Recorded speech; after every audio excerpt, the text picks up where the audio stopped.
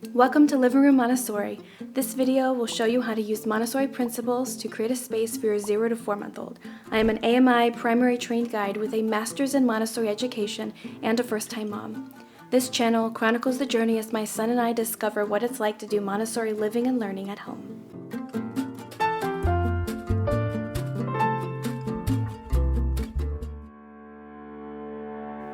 In a Montessori classroom, the activities, adults, and furniture are carefully prepared to create a space that is meant to support the children's development. This is referred to as the prepared environment. I want to show you how you can use Montessori principles to guide you in preparing your home to support your child's developmental needs. The prepared environment is organized by areas based on their purpose. For this age group, there is an area for movement and activity, physical care, feeding, and sleeping. These areas can be in different spaces in your home or represented in different areas within one room. In my case, I have a majority of these areas represented within one room. The area for movement and activity includes the movement mat and prepared activities on the shelves. I will have another video on how to use these activities and explain how they support the development of the 0 through 4-month-old. For this video, I want to focus on the qualities of the activities and how to store them in a Montessori way. For the 0 to 4-month-old, you will need a movement mat. This mat will be used for free movement, tummy time, looking into a mirror, and engaging with mobiles. The mat should be comfortable but firm enough to support your baby's body. Near the mat, you can provide a long, low mirror for your child to study their face and body. You will also need a baby gym or a hook for the mobiles. This movement mat and all of its components is your child's first workspace. The materials used in this space are specifically designed to support your child's developmental needs. These beautiful materials provide a natural motivation for movement and exploration. Each material provides sensorial stimulation so that your child can practice focusing and directing their attention. Many of these activities are also designed so that your child can directly engage with them without adult intervention. The adult should observe the child but give the baby space to learn from these materials. This is a way to respect your baby's budding independence. Organizing your room in a Montessori way means that when the items are not in use, they can be placed in a designated spot on a shelf or on hooks.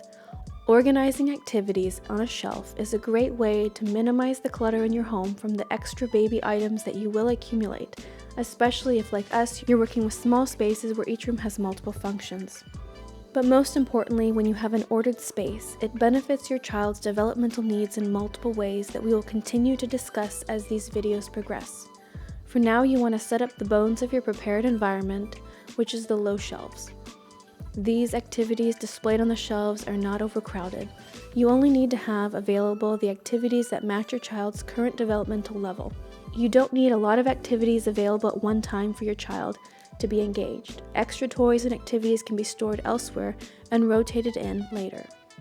When investing in the items, trays, and boxes, you want to pick beautiful items that are child size so that your child can easily handle them. These items should represent a variety of shapes, colors, temperatures, and textures. This variety exposes your child to more of the world in a very organic way. You can reuse these boxes, trays, and containers when creating future activities. As your child grows, you will be able to share the names of the variety of materials that you have collected. This is part of the rich experience of a Montessori environment. The area for physical care is a place where the caregiver can change diapers and clothes. This space should include a changing table, diapers, wipes, any creams used, a place to dispose diapers, clothes, and a laundry basket.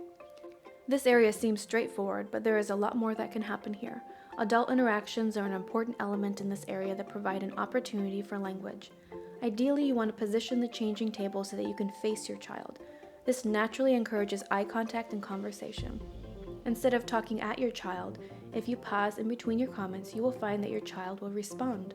Your child will hold your eye contact, move their arms and legs, make sounds, and share facial expressions. During changes, you can also narrate or describe what you're doing to increase language exposure. You might explain how you're putting on their pants, how you're guiding their arm through the sleeve of their shirt, or taking off their socks. While narrating, you want to move slowly and pause periodically so that your child can track your movements. Enunciate your words so that your child can hear each syllable. Use correct language and dynamic vocabulary to add to this language exposure. All of this creates a rich language experience. By keeping your child informed in what is happening to their body, you are also modeling how to respect your child. Not only can you meet your child's physical needs in this area, but by talking through the process, you can provide a rich language experience, more opportunities to bond with your child, and model how to respect them. Feeding your child, whether it be breastfeeding or bottle feeding, is a special moment between baby and caregiver. For this area, you will need feeding materials, a place to sit, and a side table or basket with supplies for the caregiver. Like other areas of the prepared environment, the adult is also an important element in this area. During feedings, you want to make eye contact with your child. This is a great way to build trust and have a strong connection with your baby. You also can tell them stories, sing songs, and even recite poetry. Your child will be looking at your facial features and expressions and absorbing the way that your mouth moves as you speak to them. You also want to have a designated space for the feeding.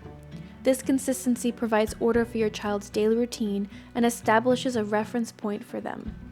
Order and orientation are necessary to help your child feel secure. It is also important for the caregiver to have a space in this area for their own supplies. Having a basket full of easy snacks, something to drink, lotion, hair ties, and any other items that can help sustain you through those midnight feedings or times when you haven't had time to take care of yourself. These small ways of self-care can help you feel like a better version of yourself, and this can help you be at your best for your child. I would love to hear in the comments below some of the items that you like to keep handy in this area of the environment.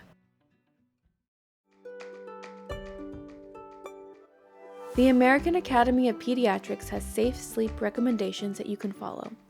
Ultimately, each family will make the best decision in how they want to sleep. What I would like to add is that having consistency in your child's sleeping arrangement is important. It provides order and orientation so that your child can predict what is to come. And in the end, this makes sleep easier for both baby and parent alike. Thank you for watching this video. Don't forget to like and subscribe to stay up to date on all the new videos that I post.